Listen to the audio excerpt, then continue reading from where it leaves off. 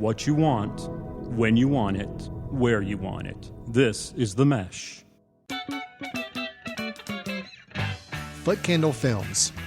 Film news and reviews from two guys who really like movies. This episode is brought to you by the Footcandle Film Society. For a schedule of upcoming screenings and membership information, visit the Society's website at www.footcandle.org. Hello, everyone, and welcome to Footcandle Films here on themesh.tv. I'm Alan. Over there's Chris. Hello. How are you, Mr. Chris?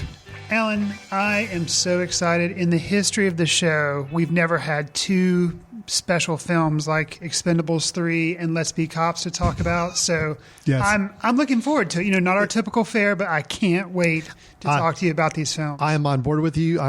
Hold on. Wait. Now I'm checking I'm sorry, Chris. I'm checking my notes here. Yeah. We're actually not reviewing the Expendables 3 or Let's Be Cops today. We have that slated for a later episode.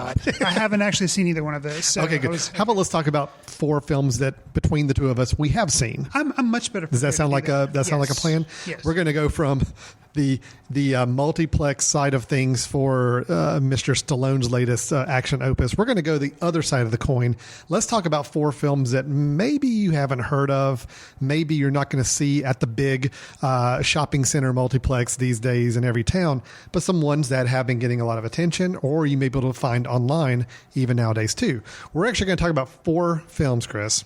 Whew, four films. Here we go. This is the ones we're going to talk about. We're going to talk about the latest Polish drama and critical darling film called Ida. We're going to talk about Alan Partridge, starring Steve Coogan, which is available online now. We're going to talk about Life After Beth, which is the latest zombie rom-com, a genre that we just get so many movies about. Yes. And then we're also going to close it off with Only Lovers Left Alive, the latest Jim Jarmusch film starring Tom Hiddleston and Tilda Swinton. So a lot to cover, a lot of films to talk about. We're going to ease from there into our latest movie news and film discussions that we want to bring up, and capping it off with a Footcandle recommends from each of us, a film that we think you ought to check out if you haven't already.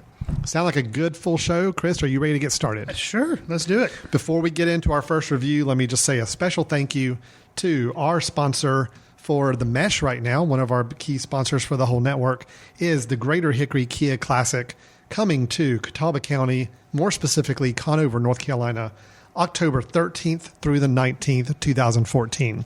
This is just an excellent golf tournament. Chris, I know you're not a golfer, and I'm not either, but I will say I've been to this tournament twice now as a spectator, and regardless of what your feelings of golf are, it is a fun, enjoyable, really, really well put together tournament. And I've heard of the pros that come. They're actually kind of laid back, and you actually can kind of talk. I mean, don't annoy them while they're trying to shoot. Right, not while they're putting. No, but you can. Cool. You have a little more time with a little more of a relaxed environment than you may have in other PGA level tournament. But this is nationally known tournament coming right here to the Rock Barn Golf and Spa golf course here in Catawba County, which is where we are located in Hickory, here at the Mesh Studios. So it's really about a 20-minute drive from us where our studios are located. October 13th through the 19th is the golf tournament dates. If you want some more information or to go ahead and get your tickets, you can do that now. Visit GreaterHickoryKiaClassic.com. That's www.GreaterHickoryKiaClassic.com. That's for tickets. That's for information. And I'm putting out a special invitation. If you're listening to the show and you make a trip to come to Western North Carolina for this tournament, please let us know here at the Mesh. We'd love to have you drop by and pay us a visit here at the Mesh Studios while you're in town. All right, with that out of the way, Chris, let's move on to our first movie review. We're going to be talking about the Polish drama film Ida. Nazywa się Wanda Gruz. To jest jedyna siostry krewna. Powinna ją siostra poznać, zanim złoży śluby.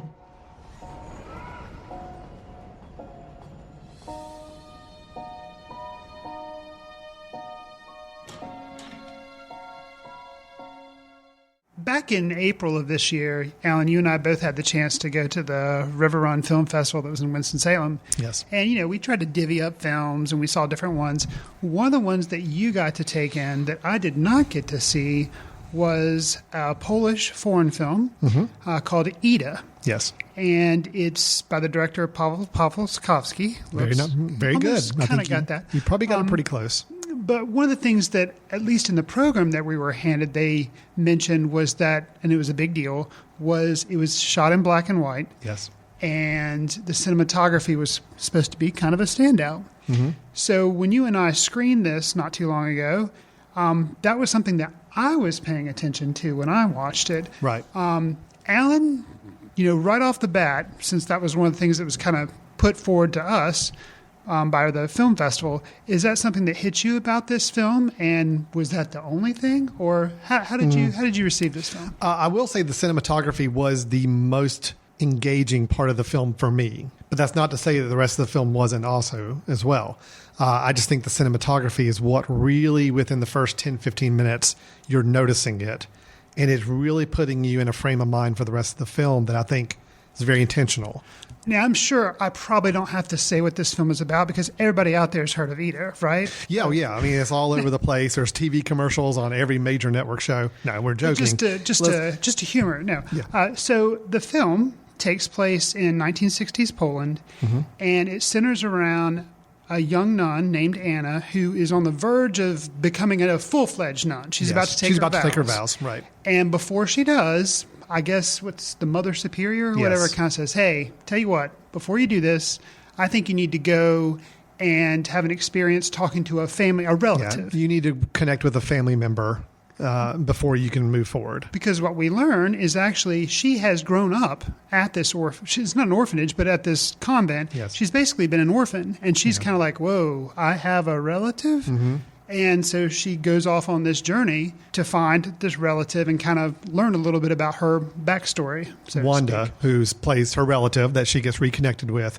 And through that encounter, Anna/Ida starts to learn a lot more about herself, her background, which is very interesting background compared to where she is now. Correct. And also at the same time, Wanda, her relative, is going through a lot of her own kind of personal demons and some other things happening because of some choices she's made in the past or her lack of communication with her family and this girl in particular. The two take a little bit of a road trip together. True. So it does have a little bit of a road trip feel to it where they're traveling together. They're visiting different sites to help Anna reconnect with some of her history. But along the way, we learn a lot more about this family and with their background and especially Wanda's background. And it makes for some interesting moments and dialogue. There's some relatively shocking moment, at least one in particular later in the film. There's a really great use of music, jazz music, natural. It's didactic music. In other words, there's no score with the film. The music we hear is all music that the characters would be experiencing right there at the moment. Right. So a lot of it, there's a great scene about a third of the way through the movie where we start to interact with jazz performers and just get a couple performances in there as well. I thought were really well done and, of course, well shot also. So it's an interesting film. It's not an upbeat film. It definitely it leaves you with some open questions to some degree, but at the same time, it actually kind of ends back where it probably needs to end.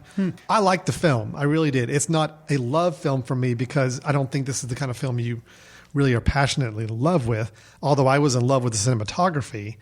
The story itself, yes, it was slow. It was, very, very thought-provoking. It was very much meant to induce a mood with the theme and kind of carry you along. And those films are typically not the ones I'm going to go and just sing out the rooftops and tell everybody they need to go see. But I do think if you're a fan of black and white cinematography or just good cinematography in general, and the story that we just described sounds intriguing in any way, I think you really find a lot in this film to enjoy. Well, and I was curious, the fact that it was shot in black and white, how do you think your feelings about the film would have differed if it was shot in color? Why do you think the decision was made to shoot it in black and white? I feel like the black and white cinematography got you in the right frame of mind for the story, where color, it would have worked, but it could have very easily not conveyed the same level of the same sensibility, the same level of seriousness, I found myself spending a lot more time because of the cinematography paying attention to their faces. And I don't know if the color would have distracted from that or not. Yeah, I would agree with that. And actually, because going into the film, I was like, in this day and age, to me, it almost seems like kind of a cheat to make a black and white film because it's like, hey, pay attention to me. I'm doing something different. Right, sure. So to do the black and white cinematography, to make it stand out, to make it not just seem like a gimmick, is to me kind of challenging. Yes. And I didn't feel like this was challenging at all. Or it was a challenging film, but it wasn't using it as a gimmick at all. And I felt like one of the things that you touched on there was that I think the use was to kind of cut away distractions. Yes, I agree. agree. To have you, like you're saying, because faces to me in this film were very important. Whenever I think of black and white film, especially black and white foreign film, I think of directors like Ingmar Bergman. Yes.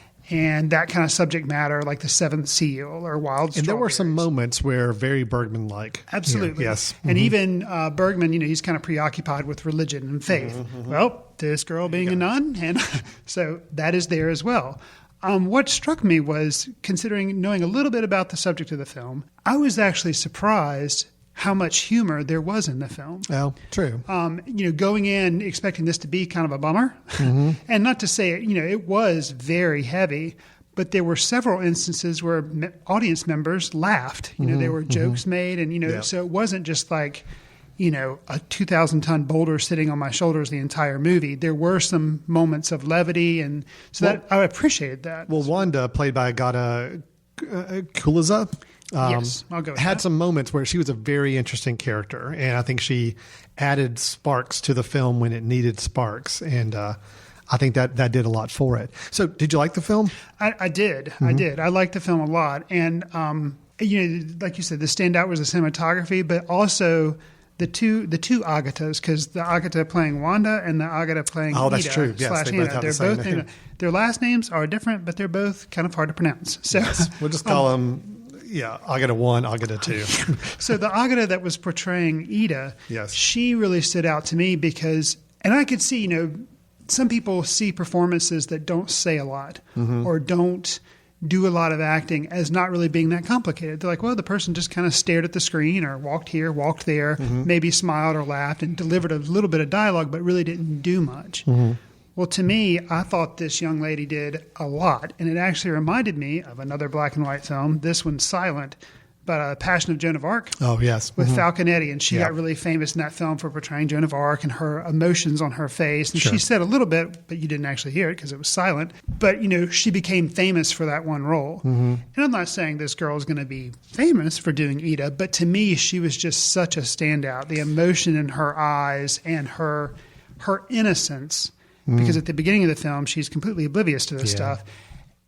And actually, too, how she sometimes, when she's told certain things and certain things are revealed to her in the film, she just kind of takes them in, and you don't really see a lot of change on her face. You don't see a big shock, but it's like she's kind of like a counselor or somebody like a lawyer is hearing all this stuff like, okay.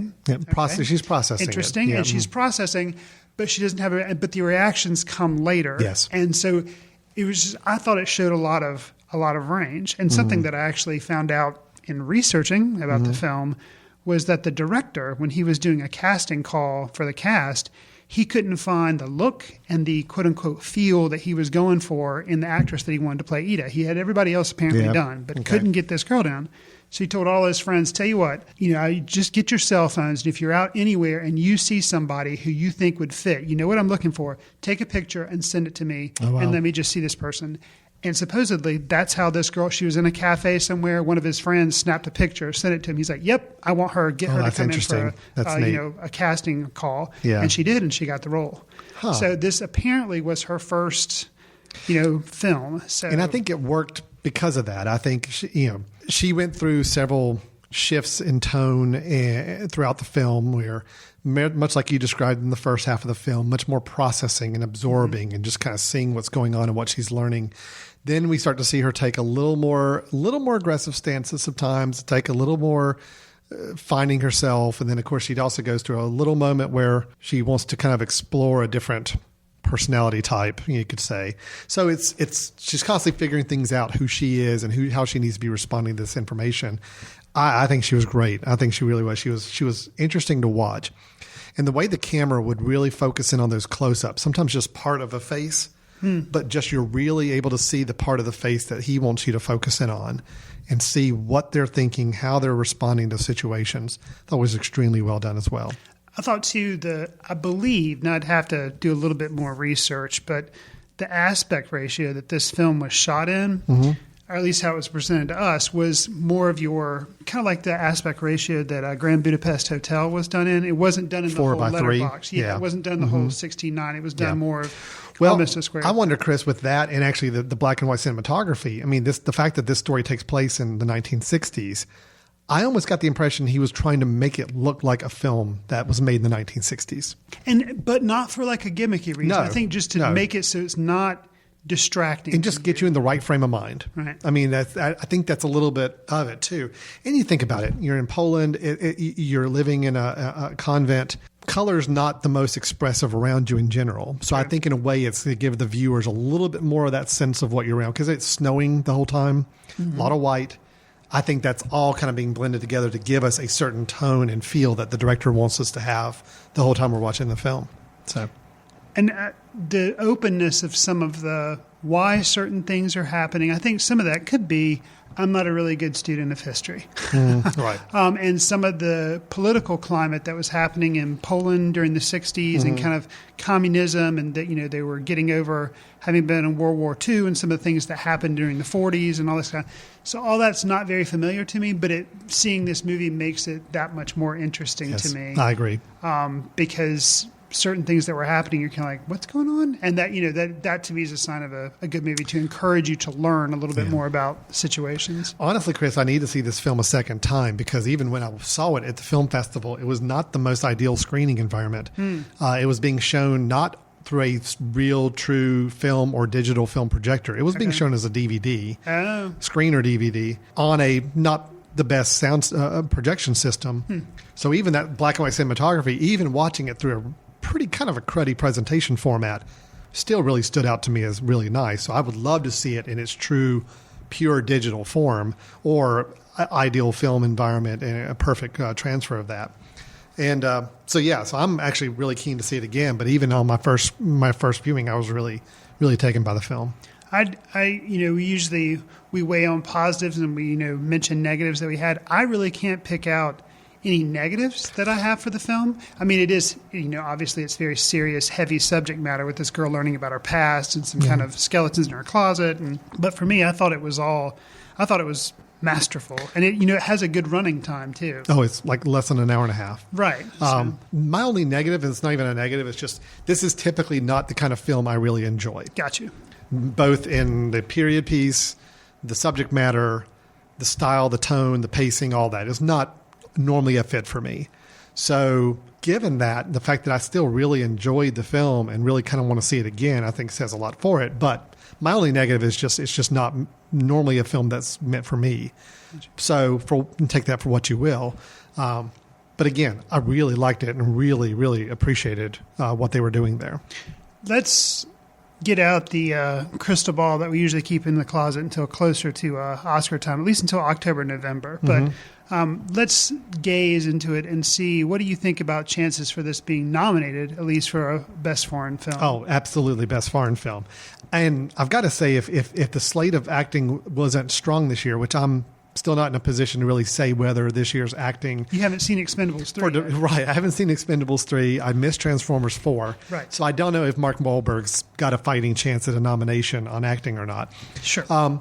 This is the kind of film that could squeak out a Best Supporting Actress, even on our Oscar ceremony, for, I think, the woman playing Wanda. I could see that. That would be one of those long shots, and she wouldn't win. Right. But it could be one of those squeaked-in nominations, one of those fifth nominations that most of America is like, who? But I think it's a lock for nomination Best Foreign Picture. I'm just curious to see if actually it squeaks in one or two nods somewhere in one of the more traditional categories. You would wonder if it could squeak in a nod for cinematography. That too, absolutely. Yeah. It could be one of those dark horse entries there that comes in.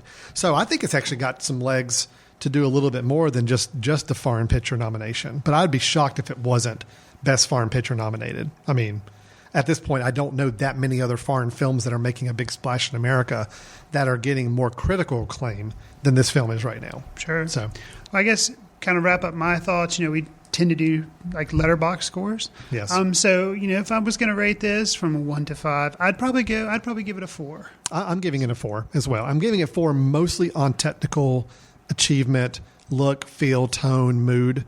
not as much on story. That would maybe be more like a 3.5 for me. But to me, the 4 is, I'm admiring everything you've put together with this film and all the choices you made with it. So good. Okay. All right. Great. Well, that is Ida. It's still very limited run. I don't know when it's going to be hitting online or anything else, probably in the next few months. But we do encourage you to check it out if it's playing in a bigger city near you or you have the opportunity to see it. Next, let's move on to our second review, which is the Steve Coogan vehicle, a character that he has created for many years and now has his own feature film based on him, Alan Partridge. Is it Alpha Dog? Alpha Papa. Alpha Papa. They actually dropped the subtitle off a lot of the marketing here in America, but it is Alan Partridge, Alpha Papa. That was soft rock cocaine enthusiast Fleetwood Mac. And this was Alan Partridge. Love that noise. I was having a fascinating conversation with Norfolk's most sun-tanned child, just passed his details on to the social services. Alan, we're being taken over. So, Pat, no one's getting sacked. Just sack Pat. Just gave me 30 minutes to clear out my locker. So, Chris, Steve Coogan, who we're familiar with here in the States, actually, we've talked about him. I think you may have given us one of your recommendations a while back, The Trip. Absolutely. He's actually got a sequel to that, The Trip to Italy, coming out pretty soon as well. Hamlet 2, he was in, which I don't think I've seen. You saw that. I think you may have actually mentioned it in one of our Footcandle Films episodes. He's had other random bit parts. I remember him as being in Tropic Thunder as the director of the film. Yes. So a lot of other interesting parts. He's a comedic actor, but he's really big in the UK. And he actually created a character called Alan Partridge. It's kind of a DJ talk show host, a little more of the in the showbiz thing, but it's also just a kind of a little bit of a square, but yet trying to fit himself into a very hip pop culture world. Seems to be the kind of character he is. So here we have a movie called Alan Partridge, which I think that's just the name they're using here now for promotional purposes. Original title was Alan Partridge, Alpha Papa. And we find Alan Partridge working as a famous DJ at a radio station that's taken over by one of the big media conglomerates who's now going to come in and rebrand the radio station and try to make it young and hip. Well, he's a DJ there along with Pat Farrell, played by Colm Meaney, who's an actor I really, really like. All the way back to The Commitments. He was one of my favorite parts of The Commitments as a father. I remember liking him on Next Generation Star Trek. Well, there's that too. Absolutely. But he's definitely done a lot of interesting roles. So he plays with Pat Farrell, another DJ. Well, he's a DJ that gets canned when this new media conglomerate takes over. Alan Partridge does not get canned for funny reasons that we won't explain here. But basically what ends up is Pat comes back and decides to extract some revenge by taking the radio station hostage and all the people inside. Alan gets caught in the middle between the police, between his friend Pat, between the other people in the radio station, and gets his shot at some accelerated stardom, by playing this role in this high stakes hostage situation. Now, it's a funny comedy movie. There are moments of violence. It gets a little dark at a few places, but overall it's still ultimately comedy. So, Chris, I got to just toss the question to you when it comes to comedy. You either laugh or you don't laugh on a comedy like this. And if you don't laugh, it's one of those you just kind of forget about and wash away and don't even think about later on. Sure. If you're laughing a lot, it's working. So my question to you, did this work as a comedy? Do you have any indication that you want to see Alan Partridge in other things that he may have been portrayed in England or other places? I did laugh. So it did succeed. The comedy did succeed on that level that it made me laugh. I wanted to laugh more. Yeah. I think I can pin the fact that this movie worked at all just because Steve Coogan was the person portraying the title character. Yeah. So if it hadn't have been for him, if it had been for a less comedic talent or less acting talent, I don't think it would have worked at all. I completely agree. It was strange because when you come to a movie like this, the question is it a good thing that you haven't seen the source material, or is it a bad thing? Something like I remember way back in the, I guess, late 80s, early 90s, the Naked Gun movies. Yes. Completely unfamiliar with the source material. Saw the movies, thought they were funny, but they were based on a TV show. Leslie Nielsen had done it. So with this, had no idea. I had heard that he'd done a character called Alan Partridge, but I hadn't seen any of it. The whole time I was watching this, I felt like I was seeing like the second Austin Powers movie in the franchise, and not the first one. You completely. So did I catch some references? Yes, but they were obviously jokes that were being made. Some other things that I think, had I been across the pond in England and had seen some of the source material, I think I would have found it a lot funnier because it was like so self-referential that I wasn't getting the references. So, kind of a fault of my own. Well, yes and no. But I mean, the thing is, a movie should stand on its own. And I'm with you completely. The first 20 minutes, I'm trying to fill in my own backstory of who Alan Partridge is, right. Where I guarantee you, if I had seen any other things that he had been in, that character had been portrayed in, I guarantee you my enjoyment of this film would have skyrocketed, because it's one of those when you have a character that you really like and you think is funny, and you know all of his quirks, all when he says something, what he's probably really meaning. Here, we spend the first half of the film trying to still figure out who this character is and what makes him tick, what doesn't. And I do think if we'd had more exposure, we would enjoy the film more. But that being said, I don't think the film did a really good job for trying to initiate those that aren't familiar with him and really let you know who this character is as easily as they could have. I'm with you. I laughed. I thought some parts were really funny. Yeah, if Steve Coogan wasn't the lead actor in this, I don't know where it would have gone. It probably would never have been made. I mean, there's not a lot else to this film other than him. When he's not on the screen, the film's pretty boring. I mean, there's nothing else going on really. So, to me, hearing, like you say, Coogan was the interesting part because he's playing this character he's done before. The storyline was very similar to Airheads, which I never saw, but with Brendan, I've seen bits and pieces of Airheads. Brendan Fraser, Steve Buscemi, and Adam Sandler, I think. Yep, Adam Sandler, yeah. And they play a group of like metal guys that take over a radio station because they won't play their music. Yes, very similar. So very similar, and also rather unsuccessful. Yes. It hinges on Coogan's performance. He is funny. There are some laughs, but it's not like it's original source material because it seems like it really, borrowed the idea from Airheads. So yeah, I enjoyed it. I had fun with it. It's not something I'm necessarily recommending to a lot of people because I think it's a very unique style of humor. Right. It does play on your knowledge of his character to some degree, but you can still enjoy it even if you've never seen Alan Partridge in any other show or format he's done that character in. A couple scenes I thought were really well done and very, very funny. Generally, the scenes where he's having a dialogue with the police inspectors and trying to prep himself for his role. And he really does see it as a role. He gets to play he gets a very important part in the negotiations and the dealings, and he sees it as a chance to shine. And every time he's trying to interact with the police station is really funny and very well done. There's a great scene of where Pat, who's holding them all hostage, insists on getting some new jingles written for him. So the actual hostages with Alan Partridge have to try to write some new jingles and produce some little jingles for Pat, which just the whole idea of that's just ridiculously funny. Sure. And there's a lot of little moments that were really, really well done. And it was funny, just not as funny as it could be maybe if we just had a little more exposure beforehand. I'd agree. I think, to borrow kind of a line or an idea from Squid and the Whale, this is lesser Coogan. There's greater Coogan. I don't know, though. This is lesser Coogan. See, I don't know, though, because I feel like if I knew more about Alan Partridge, if I had been watching him for years, I could probably see this as, this is the best Alan Partridge film.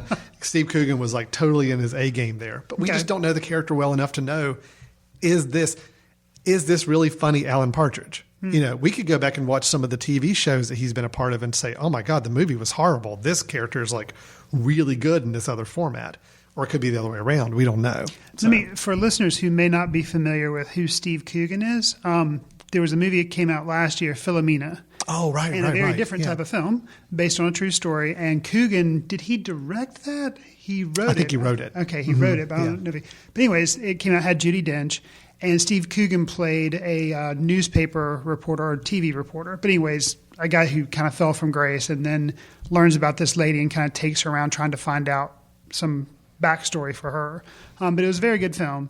And it was a very different role for him. And I think what made that role work for him was the type of characters he usually plays can be kind of arrogant and goofy, kind of like Alan Partridge. And then this guy was not goofy, but he was arrogant. And so, I don't know, just interesting kind of roles. Well, and if we have to I hate saying dumb it down for people that may not know a lot of his work.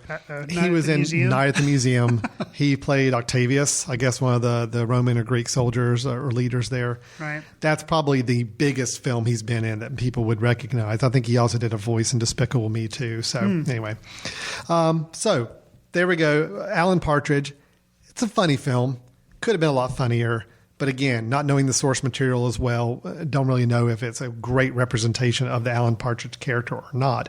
But overall, it was a fun movie. I'm giving it 3 stars. I thought it was fine. Yeah, I'm on the same page with you. 3 for me as 3 well. stars. If it was on again in the background, I'd watch parts of it again. There's some scenes I wouldn't mind seeing again. But overall, the fact that I still had to remind myself what film I watched earlier that day when I was trying to think back to log it in Letterboxd and I couldn't remember what I saw, right, kind of tells you how it was one of those comedies that just kind of passed you by, chuckle, and then you move on. So, sure. All right. Now, we've got 2 films left to review, but both of them are ones that only one of us have seen each of them. So let's go first into, if we can, I'll talk about Life After Beth. Okay. That's okay. And then we'll let you talk about Only Lovers Left Alive, because that's the films, respectively, that we have each seen. Fair enough. So I have seen the film Life After Beth, which stars Audrey Plaza, who with Parks and Recreation, she's starting to get more into some film work as of late. But really, Parks and Rec was kind of her big thing. She's still a part of that show. I think they're moving into their 6th or 7th season, and she's been with it since the beginning. And then we also have Dane DeHaan, who we talked about in the film Chronicle. Oh, right. He has also played Harry Osborn in The Amazing Spider-Man 2. Right. Criminally underused in that film. And we also have he was a criminal, and he was also criminally underused. Yes, both of the above. John C. Reilly and Molly Shannon also playing in this. And we even have Cheryl Hines and Paul Reiser, 2 kind of TV stars, getting back in the film business as well. So really interesting cast. Let me just tell you a little bit about the film, and then you can ask questions about it or anything you're curious about. Basically, the plot of the film is that we, right from the beginning of the film, we basically meet Beth really quickly, and then she's dead. Okay. And we really don't get to know Beth as a character at all, except after her death. And her boyfriend at the time, Zach, just goes into a deep spiral depression because she's dead. Okay. He's desperately trying to reconnect with her parents. He wants to keep that connection. He's over at their house all the time. He just wants to keep her spirit alive. Well, lo and behold, the parents start avoiding him for a while, and he gets a little bit out of shape about it. As he goes to try to snoop around and find out why they're avoiding him, he sees that Beth is still alive inside the house, and they're keeping Beth inside the house for an unknown reason. Well, I won't go too deep into it, but it's pretty safe to say if you've even seen the poster or trailer for this, yeah, she's dead. She's a zombie. Now, where it goes from there, I'm not going to go down spoiler territory, because it does start to go down a path, which is actually a problem I've got with the film. Yeah. Okay. I'll tell you, this is a film where it's a comedy. It's got some elements, some romance. It's also a zombie film, so it's gross and disgusting and violent. The first half of this film really had me because I like the premise. Okay. I really like the idea of, okay, this guy really, really loved his girlfriend, thinks she's dead. Now she's alive again, and he's trying to wrestle with that. He wants to start this relationship back with her, thinks that maybe there was a hoax that she was dead. He doesn't quite think that she's a zombie or realize it. Nobody can explain it. It's very mysterious. All of that had me going. I loved his dynamic with her parents. The parents want to keep Beth inside the house and not let her out and just keep her safe. And he's like, no, we need to go out. We want to go date and hang out and all that. And that whole struggle and the back and forth between the different family members on how to deal with Beth is really well done. Okay. The movie, unfortunately, though, starts to go down a path of turning into a much more traditional zombie film, which, again, not going to spoil a whole lot, but there are other zombies involved. And I think once they got to that point in the film, it really became very pedestrian, very common. Okay. Not as much fun. It just didn't work for me. So overall, I walked away disappointed by the film. Okay. It had such a great premise, such a great idea, and I thought the performances were really good. I like Dane DeHaan. Aubrey Plaza, I think she's a one-note actress, unfortunately. I still want to see her do something interesting. But even when she's playing Beth as a kind of a spoiled, bratty, sarcastic girl, which that's all I know this person to play. And you weren't big on her in Safety Not Guaranteed either. No, I wasn't. Safety Not Guaranteed. I wasn't big on her in that. I really was not big on her in that Charlie Sheen abomination. What was that film that you liked that I didn't like? Charlie something. Charlie Swan or something. Yeah. So she just plays the same character. She is the sarcastic little bratty young woman, and it's fine. That works for those parts. But I was kind of hoping in this film that I get to see her play a really different person, maybe a very wholesome, sweet person that then turned into a zombie. Okay. But instead, nope, she's pretty much the same girl from Parks and Recreation, just turned into a zombie. So when I hear you at the beginning of the review, you were rattling off the cast. Yeah. And then I think, okay, I've heard of this movie, but why? So I'm curious. If you had to say why you think it didn't get a wide release, it is a smaller independent film, but has this huge cast. Zombie movies are kind of popular. There's The Walking Dead, that's the TV show. So it's kind of in the cultural, bullseye target. Why do you think this just didn't get a wide release? I think the movie business is wary of films that mix genres, two very, very widely varied genres. Okay. So we have a horror film to some degree. Some elements could be seen as horror with the zombie side of it, which if it was a zombie movie, let's go push it out there. You've got it being a comedy, which, yes, blending zombie and comedy has been done. I think Zombieland was a pretty decent hit, and it mixed those two genres. But you've also got this family dynamic comedy drama piece to it too, and I think just all those blended together. I'm sure a lot of studios didn't quite know how to promote it and market it. Gotcha. That's how I took away from it. I will say John C. Reilly, Molly Shannon were fine. They played their parts really well. Cheryl Hines, Paul Reiser, also serviceable parts. I mean, nobody really jumped out as doing outstanding work. I will say the only one. There was one character who I'm not familiar with this guy at all. Matthew Gray Gubler, who played Kyle, which was the brother of our main character, Zach. Kind of a militaristic, reminds me a little bit of Chet from like Weird Science. Okay. But he also has some interesting turns later in the film as well. So he was a little bit of a standout for me. He was the funniest character in the film, and he also was the most surprising for me. Okay. So Matthew Gray Gubler, I don't know anything else he's done, but somebody to keep an eye on. Yeah, cool. So Life After Beth, I'm wavering between 2.5 and 3, probably leaning more to the 2.5. It just, the first half was like a 3.5, and then when it got into the typical zombie side of things, it just lost a lot of steam for me. So that's where we are. Life After Beth, out in theaters, although not many. Again, limited release film. I think it'll be going video on demand very quickly if I would anticipate that. So Chris, we'll let you wrap up our 4 review part of the show here with Only Lovers Left Alive. That's a film you saw. Tell me, this is Jim Jarmusch's latest film. Yes. Tell me all about it. And Jim Jarmusch, he makes movies like Dead Man. He made Broken Flowers. He's, very much an art house director. Yeah. You hear Jim Jarmusch makes a vampire movie, which is what this is. Then if you already know who he is and you hear vampire movie, then you are going to get exactly what you bargained for. Because Tom Hiddleston and Tilda Swinton play these lackadaisical vampires, and they're kind of like hipster vampires. Yes. But since it's Jim Jarmusch making the film, he's not interested in showing the vampires running around sucking everybody's blood and making it an action movie. Yeah. That's not what he's interested in. It's a lot more of a thinking person's vampire movie where he basically he sets it up where the Tom Hiddleston character, Adam is his name, he is kind of bored. He's just really, really bored. Wait, I have to ask, though. So is Tilda Swinton playing Eve? Yes. Okay. All right. But that's Talk me through that. That's fine. Sure. Okay. Well, I mean, yeah. And so... but if Adam's bored. Adam's bored. Okay. And he basically just doesn't see, and even though he is a vampire and he's basically immortal, he doesn't see a reason to live anymore.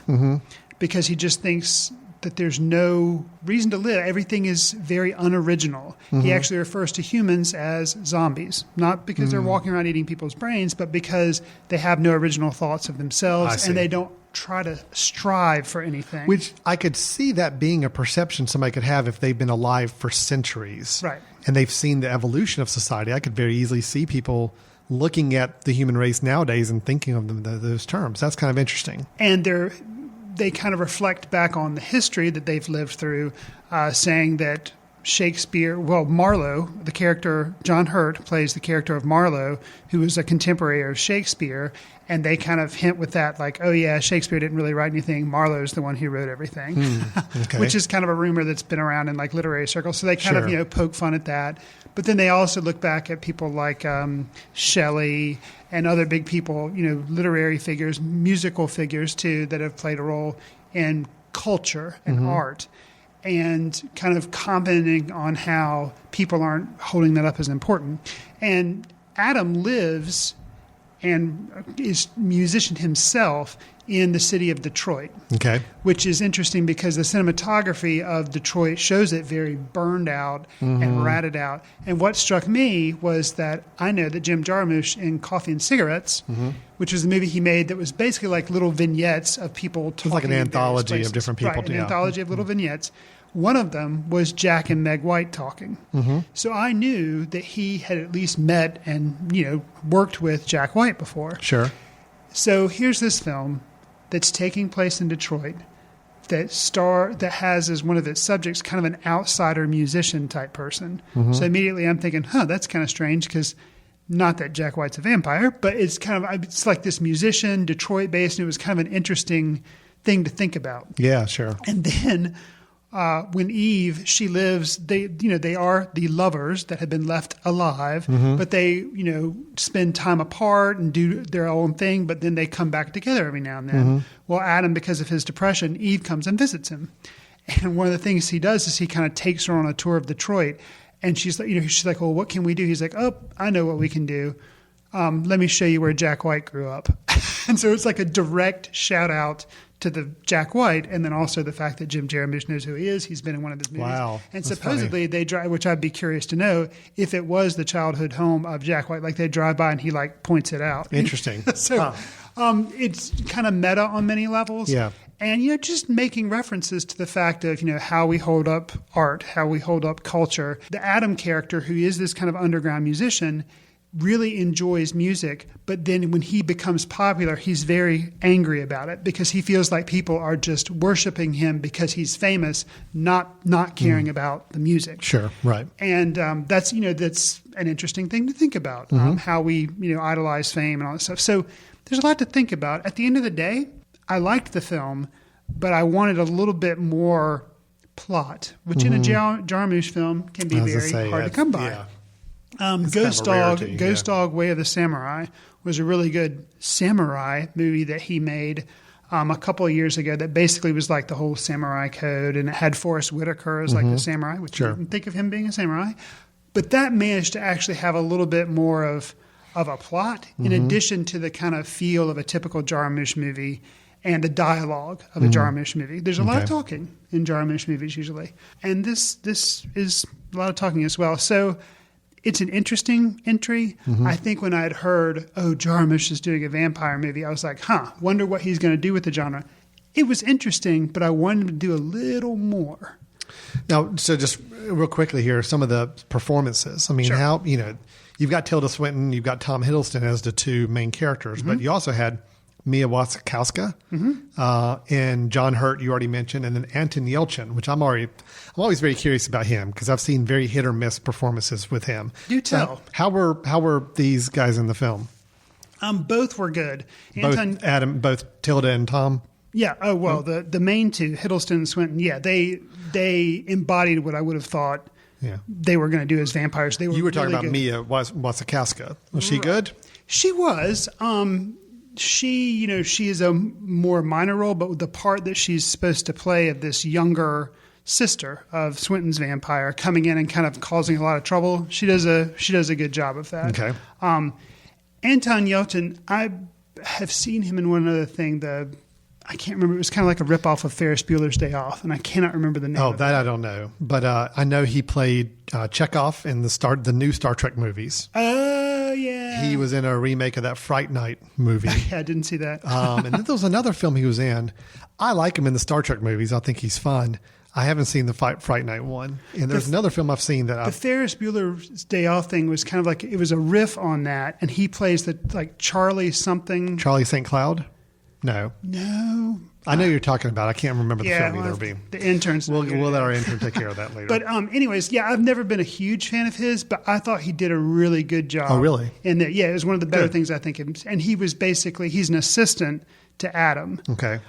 So that was interesting. There was just a lot of it just relies heavily on style, and it works because Jim Jarmusch is very good on that. I just wanted a little bit more meat. You wanted a story. A little more story. A little bit more story. Doesn't have to have a perfect story, but just a little bit. Right. All right, so what's your star rating on that one? I still haven't made up my mind. It's somewhere between a 3 and a 3.5. Okay, all right.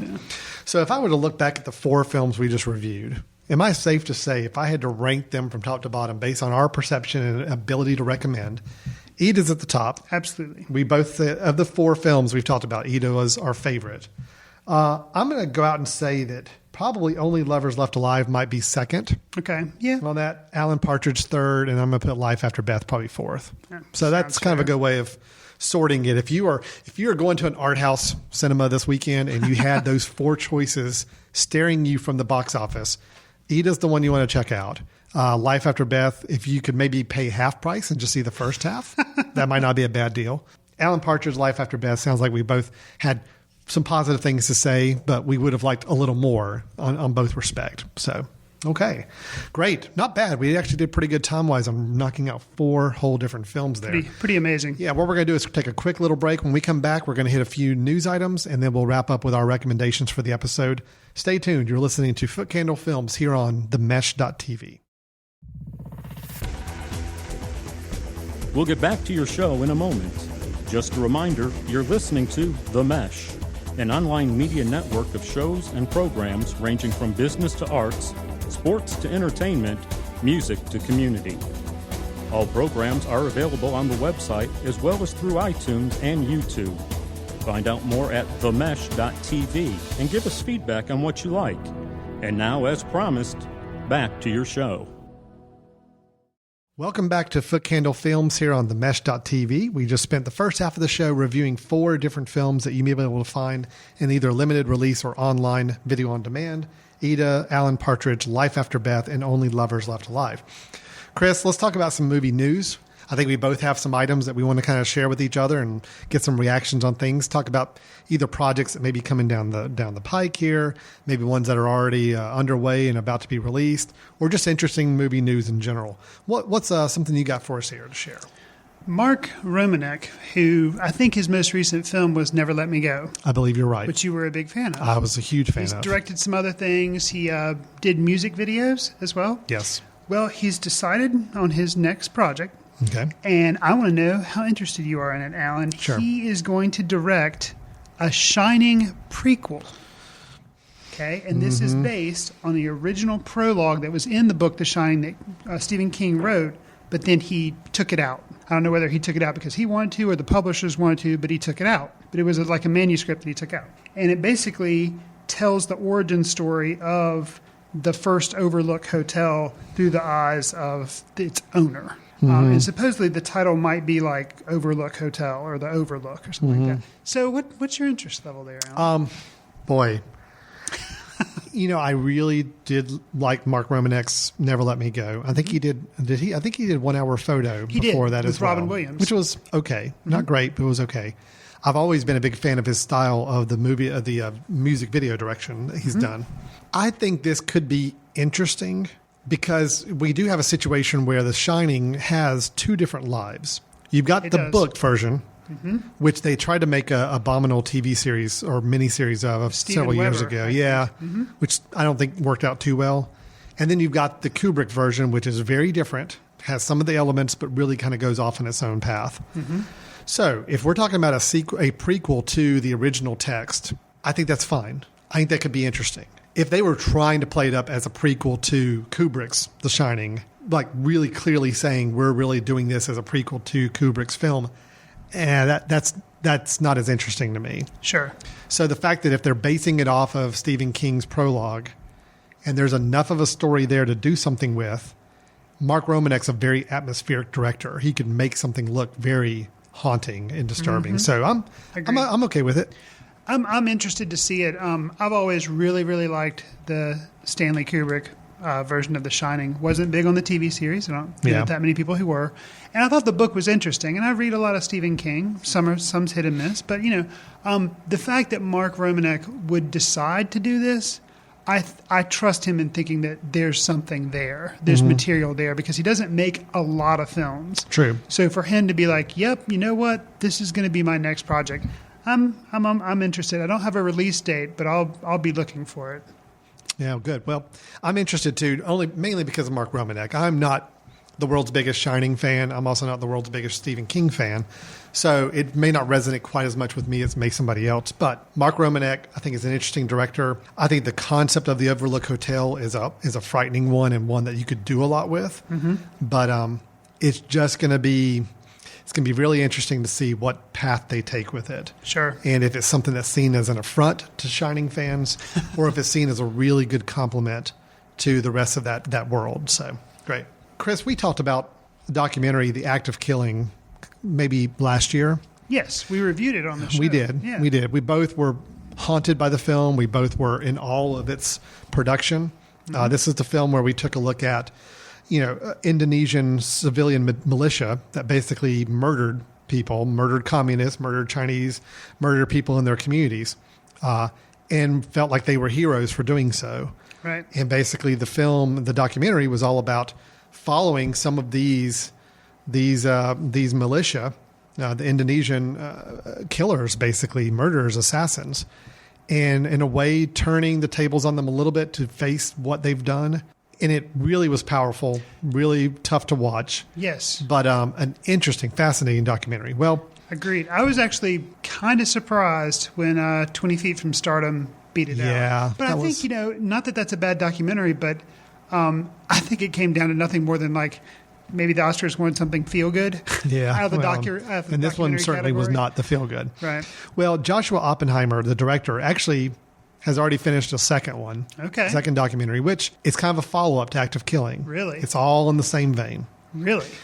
Taking a little bit of a different slant from what I understand, where this time the person at the center of the film is A.D., an ophthalmologist in his early 40s who travels around making house calls, fitting people for glasses and spectacles. Sure. And his brother was killed by the militia just before A.D. was born. Okay. So back in the 60s or so. Okay. So this is a young-ish doctor. You said he was... No, he's a little older now. But he's a little older now. Yeah. Okay, so just before he was born. Okay, that's right. Just before he was born, I think back in the 60s, his brother was killed. Got you. And I think they actually have it on film somehow, his murder. Wow. And so a lot of the film is now his reaction to seeing what happened to his family member and what he does about it or where he goes with it after like getting exposed to this kind of thing. So it's a little bit of a opposite view. Instead of trying to confront the killers themselves, we're now bringing in a family member to see some of the atrocities that were done and how it responds to it. Wow. Supposedly his brother was a petty criminal who was dragged out of prison along with hundreds of others and slaughtered so that the militia could boost their own version of a body count of communist slayings. Wow. And supposedly it was a sickening way in which they were killed. Oppenheimer has the killers on videotape doing just that. He appears to have discovered these stomach-turning characters about 10 years ago while researching The Act of Killing. So we see A.D. impassively watching their performance on television, then going around to interview the killers, and in some cases fitting them with glasses in interview situations that's set up by Oppenheimer. So in other words, Oppenheimer's putting A.D. in a position to go meet and interview some of the killers that were responsible for butchering his brother. Gee. So if we thought Act of Killing was tough to watch, this is, wow. Yeah, direct kind of sequel in a sense and just, wow. Anyway, I'm, of course, fascinated to see this, although I know I'm going to have to steel myself up for it because it was a tough watching Act of Killing, especially the last 15, 20 minutes of it. I guess maybe this film, I mean, yes, such horrible, horrible subject matter. But if there could be a light at the end of the tunnel for this film to encourage you to watch it, it sounds like maybe there is some justice, maybe. The fact that this person gets to meet people that killed his brother and maybe make them realize what they've done. Yeah, so wow. That sounds fascinating, but also very, very tough. Yeah, A.D. is in his early 40s. So, it would have been. His brother was killed in the 60s right before he was born. And now he's having to confront video of that happening and actually interview the killers that did it. Oh, wow. My goodness. Anyway, do you have a news story that might be a little more uplifting? a chance? I do. Okay, good. Thank you. Good. We need to balance this out. I was wondering which one. I had a couple that I was going to do, and I was wondering which one I was going to do, but now I have absolutely no question. Okay, good. John Favreau. We talked about him recently. He made The Chef. Yes. And we talked about how, we liked his kind of return to kind of indie film, because this was a smaller budget film, didn't get a huge release, but it was a comedy. It was funny. You're going to tell me that he signed on to direct Transformers 5. No, but he has signed on to direct a big budget remake of a Disney film. Oh, yeah. Okay, I do know about this. And he is going to remake The Jungle Book. Now, this is going to be a live action remake, but it's only going to have actually one human on screen, and it's going to be a 10-year-old who's a first-time actor. His name is Neil Sethi, I believe, and Neil, Neel, and he is I believe, a native Indian from India. Okay. So he will be playing the part of Mowgli. Now, actors with, the voices are going to voice, I guess, CGI animals so that the boy is not in danger of being killed. Sure. So far they have Bagheera, voiced by Ben Kingsley. They have King Louie, voiced by Christopher Walken.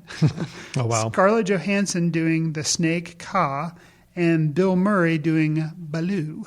So, Alan, all right. How do you feel about this? I feel fine. I feel like, we have the cartoon animated version, the classic version of the Jungle Book, but I have no problem with there being alternative versions. I don't know if this is planning on being more strict with the original text or not. I don't know. Sure. I'm not familiar with the original story at all. But no, I think the cast sounds great for the voices. I like talking animals. You know that about me, so bring it on, I say. It sounds good. Jon Favreau, I wasn't excited about him hearing he's going to do another big budget movie. I'd like him staying independent. But if he's going to do a big budget movie, this sounds like something he could have fun with. Yeah, I think it could be interesting. I'm not going to write it off. I think it could be interesting. The fact that they're not just merely doing I guess they wouldn't do a reboot of the animated version. Right. But it's interesting idea. They may go the same route they've gone with other films, where now we're going to go a little more into the true source material and not the Disney version of it as much, or not the Disney animated version. And if so, I think that's fine. I'm always open to other interpretations of films in different formats and applying different text to it. So we talked about Disney this year having remade Maleficent, or remake Sleeping Beauty with kind of a different slant. And it was, real life actors with Angelina Jolie doing Maleficent. Thought that was interesting. So that's what makes me think, okay, they're remaking The Jungle Book, but it's going to be live action. Yeah. Okay. Interesting. I'm perfectly fine with that. I see no problem with it. More power to them. If it's as enjoyable as Chef was, I'm all ready for it. It was a fun movie. So we'll see. We'll see what happens there. Okay, I've got one. Okay. So Martin Scorsese. I've heard of him. Yes. Up-and-coming director. Yes. Well, I'm a big fan. I like The Wolf of Wall Street, although you hated it. There's very few Martin Scorsese films I don't like. It was well made, but I just didn't. I know, you just didn't like it. I really can't think of a Martin Scorsese film that I don't like to some level. I like a lot more, some more than much others. Sure. But I thought this was interesting that supposedly the rumor floating around is that Scorsese may be looking to direct a film based on the Ramones. Oh, cool. That's very interesting to me. A, because it's not the Rolling Stones. All right. I get it. Martin Scorsese, you like the Rolling Stones. You work their music in every film you can. You even did a documentary performance film for them. Yes. I'm happy that you're doing something for another band. Which also featured Jack White, just to kind of tie things back around.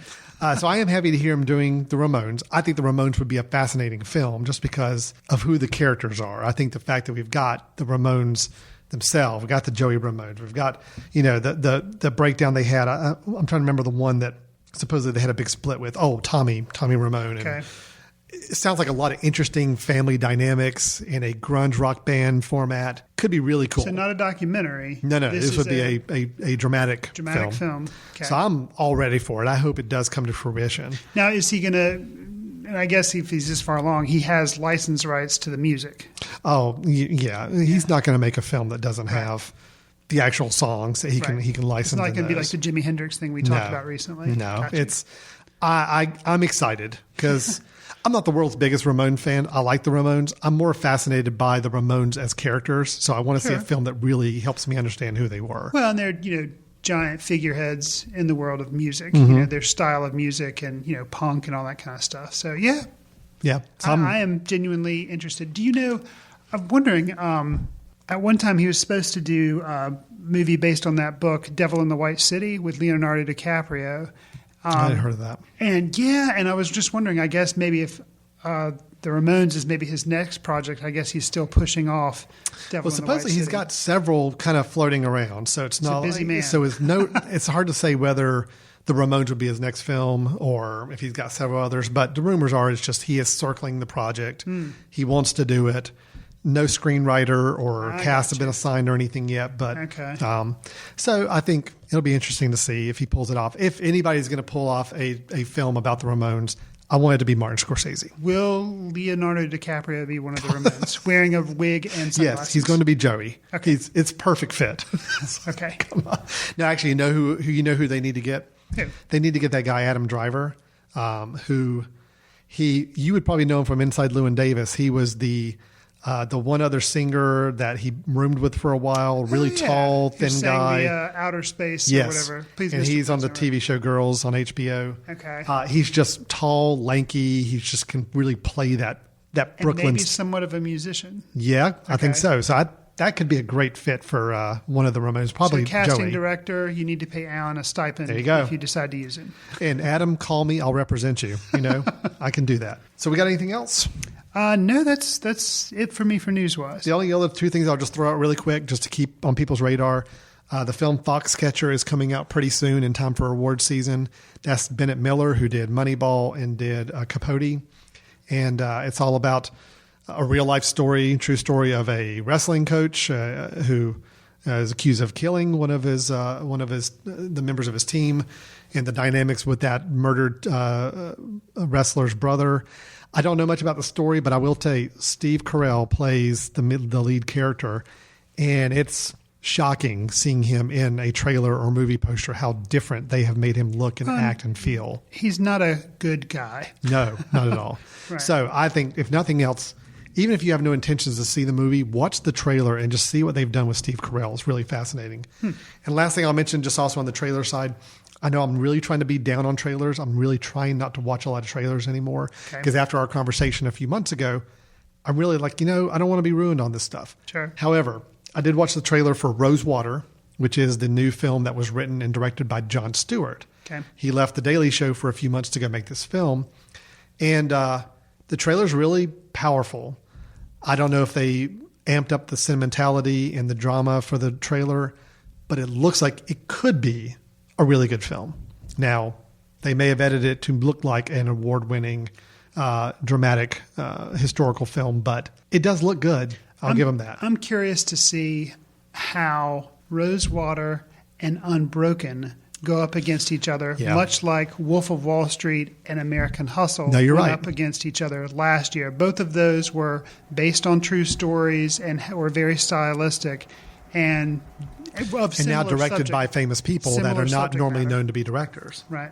Yeah, I could see that. I think Unbroken is going to be much more the Hollywood which level. Is the Angelina Jolie piece. I think it's going to be wide release. It's going to be like played up a lot in Oscar season. I got a feeling Rosewater is going to be a much more under the radar, smaller film. Okay. It definitely has a smaller film look, but it's Gael Garcia Bernal in the lead role, and he looks impressive as always. So anyway, a couple other films to just kind of keep on the radar out there for people listening. And we don't normally, we've done it maybe in the history of the show, but I'm going to go ahead and tease what we'll be reviewing on our next show because people probably have heard of this film. You can still catch it.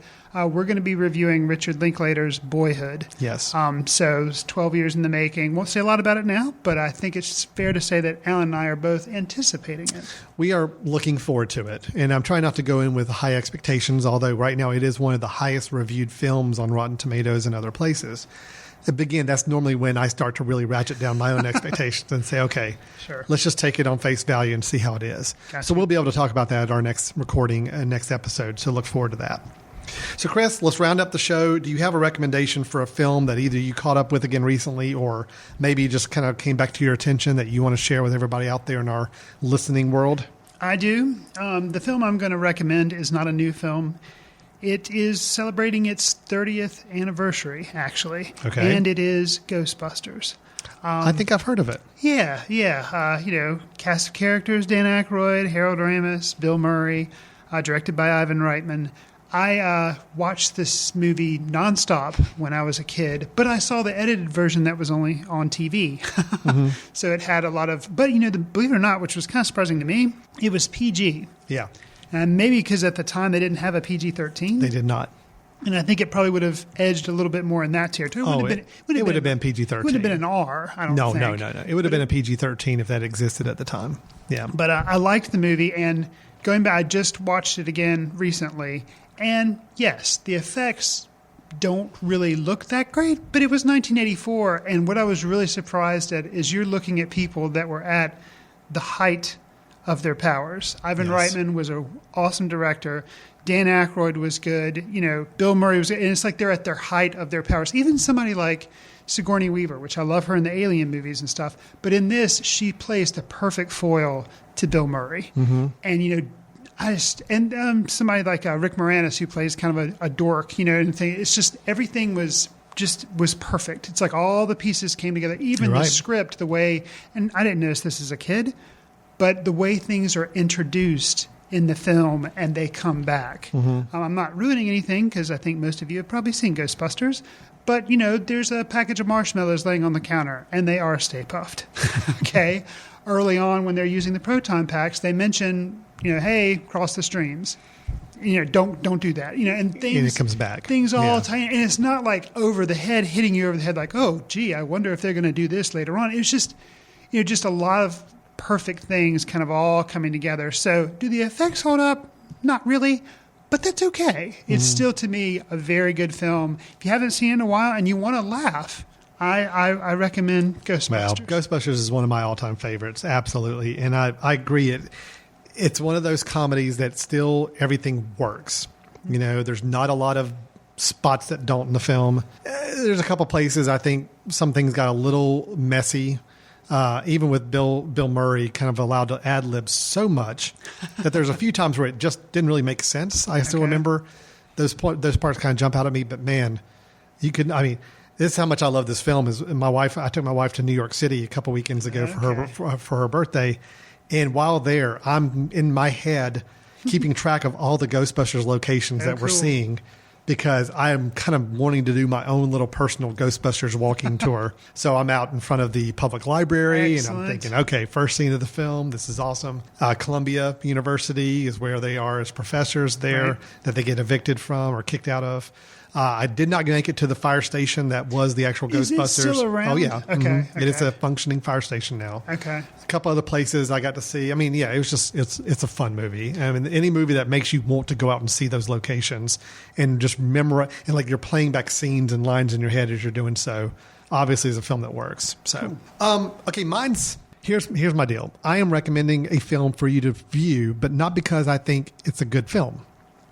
Okay. It's a film that I actually watched again recently and was actually shocked at how bad it was. Oh, okay. In that it's a film that a lot of people love. It was a big blockbuster film. And I will admit to saying I liked it when it came out, but man, after seeing it again, it's really clumsy. It's Jurassic Park. Okay. I watched it again the other day because... there's been talk about Jurassic. Talk of a new one. Well, Jurassic World, which is coming out next summer, and it actually stars Chris Pratt. So, he's the lead in it, and it also has Richie Cunningham's. Who's the guy that played Richie in Happy Days? Director now. Ron Howard. Ron Howard's daughter is in it. Oh, what's her name? Bryce Dallas Howard. Yes, Bryce Dallas Howard. Okay. So they've got some good names on this Jurassic World thing, and I'm kind of jazzed. The director, man, I'm spacing. It's Friday afternoon. It's the end of the day, and I'm forgetting every single name. But the director is actually a very interesting choice of a director, and I'll pull it up here in a second while I'm talking. It kind of got me thinking, though. It's like, Jurassic Park was on TV. I'm like, let me watch it again. I haven't seen this in a while. All right, I'll give it. At the time, the effects were really, really good. But man, from a storytelling standpoint and an acting standpoint, it actually was really bad. Worse than I even remembered it was. Alan, you are the preacher. I am the choir. Okay, all right. I hated Jurassic Park when it came out. Now, as we've discussed before, I am a reader. I was actually in Moscow when that movie came out. Mm-hmm. One of the books I took over there to keep me entertained on the plane flight was Jurassic Park. I read the book. I loved it. I came back, it was all over the theaters. Everybody's like, oh, Jurassic Park. I went and saw it, and I hated it. And, the first time I saw it, I didn't hate it. Oh, although I came out of the movie not feeling good about it, I liked it for the spectacle. And I will say the T-Rex attack scene in the Jeep was very traumatic and was very well shot and edited, and it was terrifying. But outside of that, there's really not a lot to the film. And actually, the first 45 minutes I'm watching this film, I'm shocked at how clumsy the dialogue is. Yeah, I remember the dialogue being how bad. certain scenes just didn't make sense. Spielberg weaved in so many cute little moments to try to make the movie cute, but yet it was completely in dichotomy with what the film really was trying to be. Which the film's menacing. Oh, and it's I was just really disappointed after watching it again. I remember when it came out, and I was on a date in college, and I took the date to go see it. And I remember there being families in the movie theater because they're like, oh, it's dinosaurs. It's going to be fun. And, of course, kids are screaming and running out of the theater.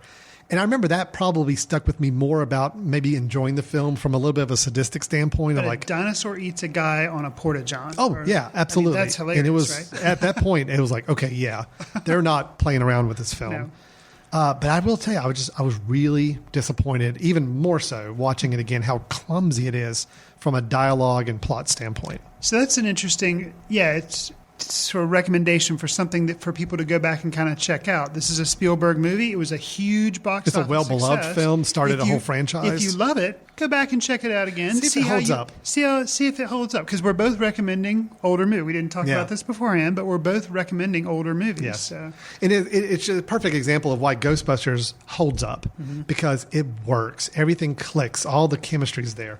This movie, chemistry is zero between any of the characters. Laura Dern and Sam Neill are the two. Yes. Yeah. They try so hard to make Sam Neill's character be the next Indiana Jones, and it doesn't work. Laura Dern's character says some of the most ridiculous things, and it just seems so out there in her performance.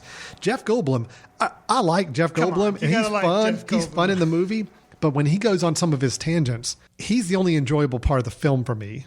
Watching him with some of his speeches, his monologues, but they're so ill placed in the film, and like they'll just juxtapose against a scene that just is the most light, flowery, and then you go to him talking about chaos theory and this very random dialogue, and it's just, where is this film going with this?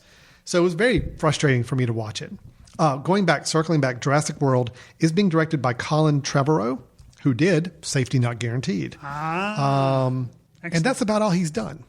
So to go from Safety Not Guaranteed, which was a very small, simple budget film, to now directing Jurassic World, starring Mr. Big Blockbuster now, Chris Pratt, along with others.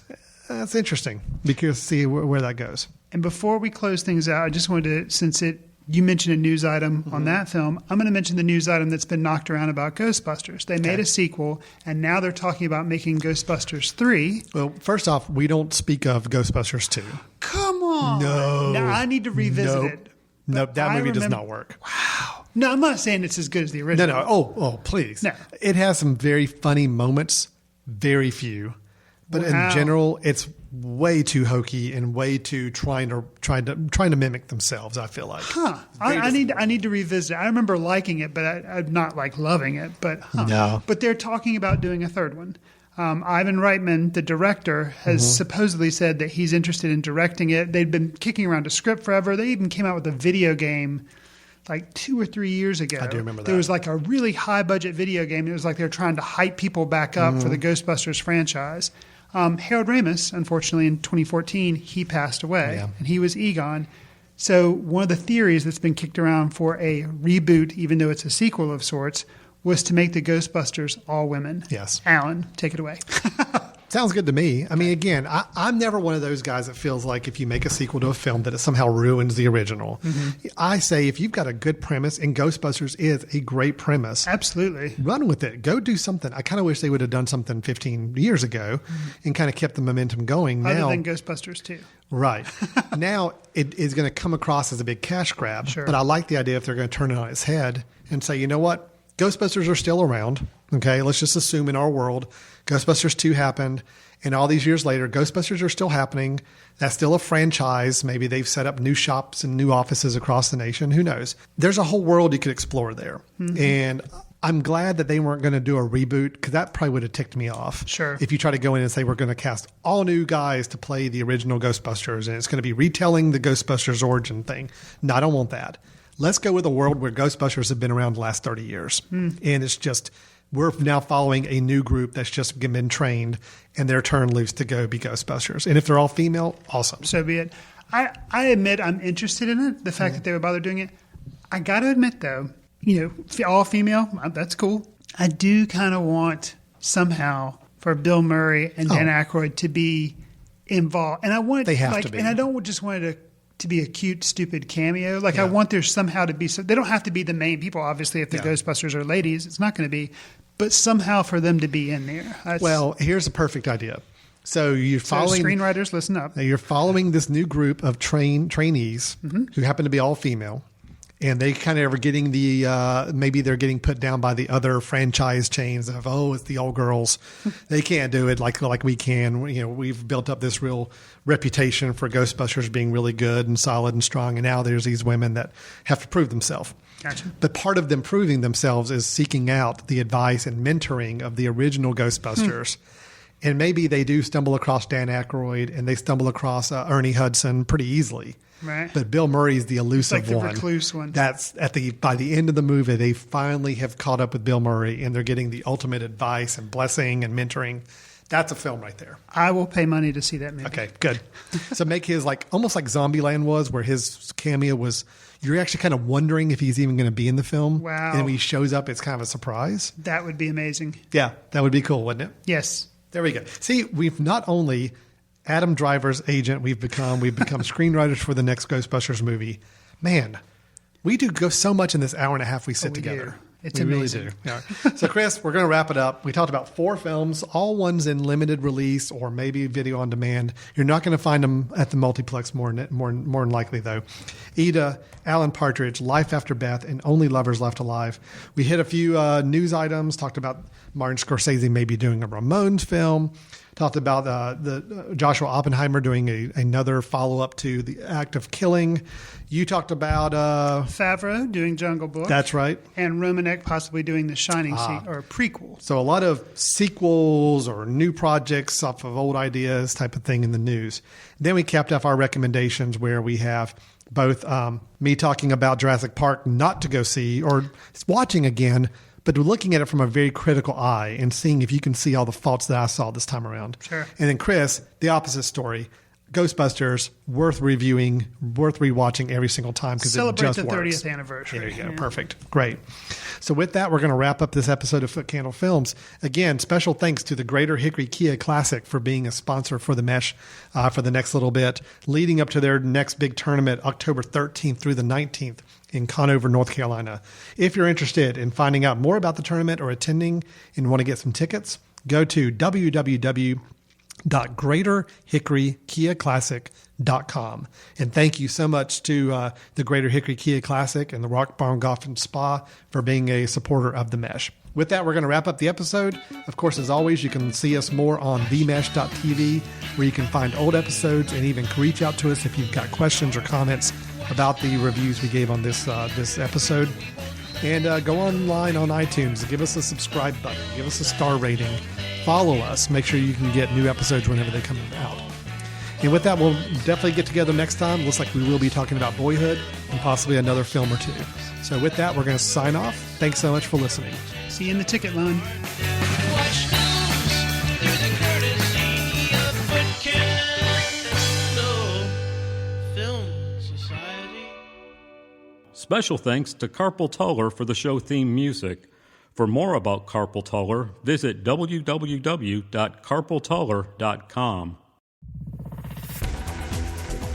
You've been listening to The Mesh, an online media network of shows and programs ranging from business to arts, sports to entertainment, music to community. All programs are available on the website as well as through iTunes and YouTube. Check us out online at themesh.tv. Discover other network shows and give us feedback on what you just heard.